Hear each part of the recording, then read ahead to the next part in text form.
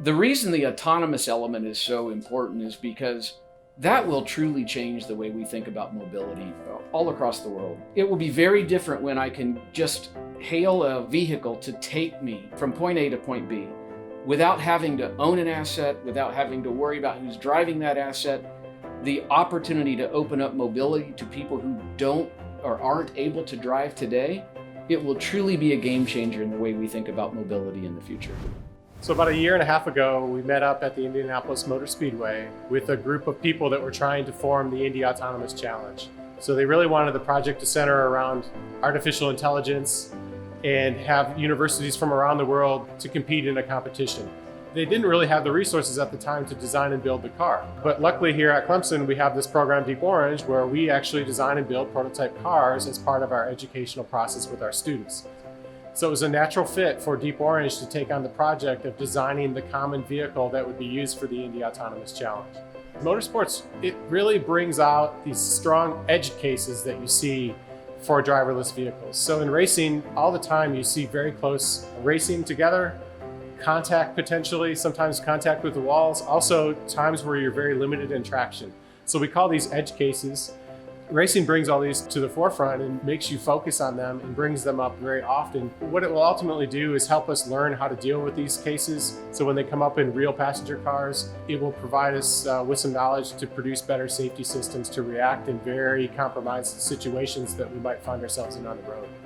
For Deep Orange 12, we have to find ways to replace the driver. So we have to find ways to see like the driver would normally see. So we're using things like LiDARs, radars, cameras, GPS systems. Then the car has to think for itself as well, which is the onboard computing. We have multiple computers on board the vehicle. And then the last part that we're dealing with is the act. And that is all of the actions that the driver would normally do, which is steering the vehicle, braking the vehicle, potentially using the clutch or also using the throttle.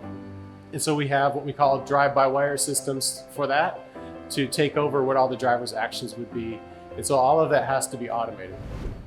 One area that we're really excited to see is how the learnings from this program is going to apply to the commercial world. Whenever you tackle a leading edge, completely audacious goal of having a autonomous Indy car going at 200 miles per hour, what we learn from here is directly applicable to the commercial world.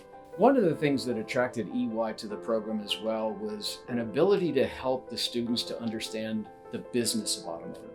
Because as these future leaders go out into the marketplace and they get their jobs, they're going to want to understand also how does everything that they've learned in school apply to the business world, and they try to commercialize the concept that they've learned here. We were drawn to it from the standpoint of autonomy is one of those leading edge technologies that's really shaping mobility of the future. And so all of our clients are trying to address these same issues at the same time. And here's a use case, where we're really pushing the boundaries of what autonomy will actually show us it can do. An objective that the industry is trying to solve with commercialization of these technologies and helping students or future leaders get there to help them.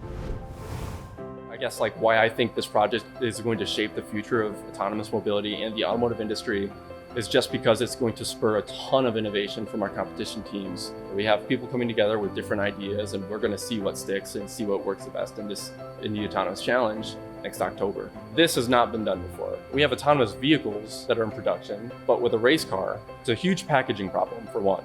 You have to package all of your components within the vehicle in an efficient manner, while also maintaining the form factor of the vehicle. The car needs to have certain features built into it, so that in the case of an emergency scenario, let's say that I draw a red flag, what does that mean? It's not so easy to program that into a car.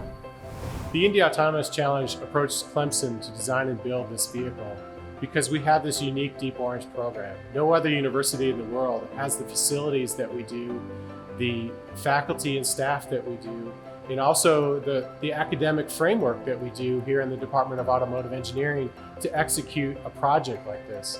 The previous Deep Orange projects really showed them that we can execute professional vehicles at the end of the day. And what is very unique about Clemson is they're doing that, they're integrating this vehicle and all of these different partners together while also educating the students.